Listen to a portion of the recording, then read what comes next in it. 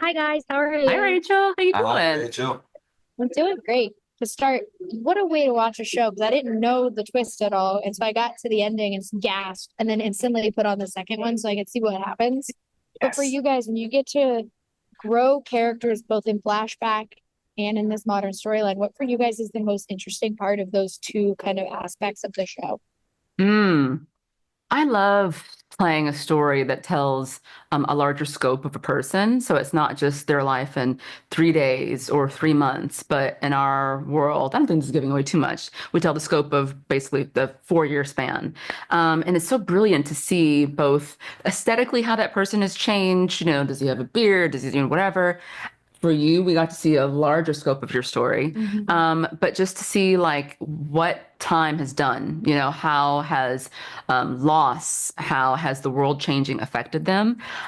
So if you ask me today, am I anything like I was 10 years ago? I'm not. I don't feel like I am at all. Mm. So I think that's such an added challenge, and one of the brilliant constructs in a lot of Dan's storytelling is choosing to tell a story over different time periods and sort of cherry picking bits of a person's life. Hmm. Yeah, and he does a thing, I think in throughout his work where he shows you a person, say, in a favorable light.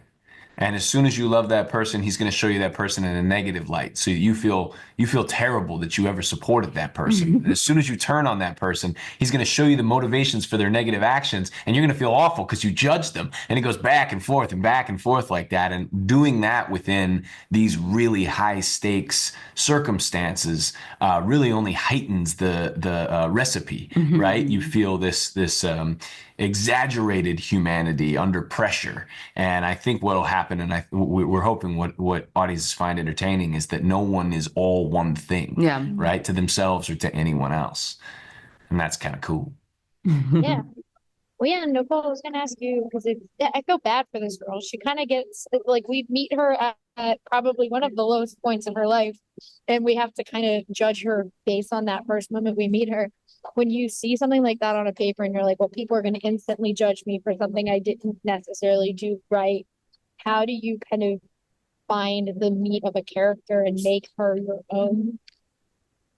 Yeah, I think human beings are flawed. I've made mistakes. Jane certainly makes some mistakes or some intentional decisions, as we all do, that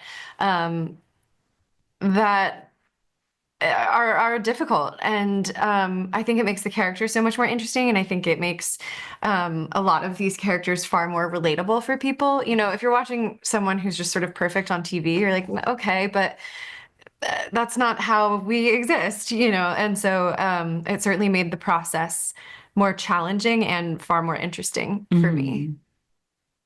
Yeah. Well, thank you guys so much for talking with me. I really like this show a lot, and I can't wait for everyone to get to see it, talk about it. And so thank you guys. Thank Thank you you. very Thank much. you. Have a great one.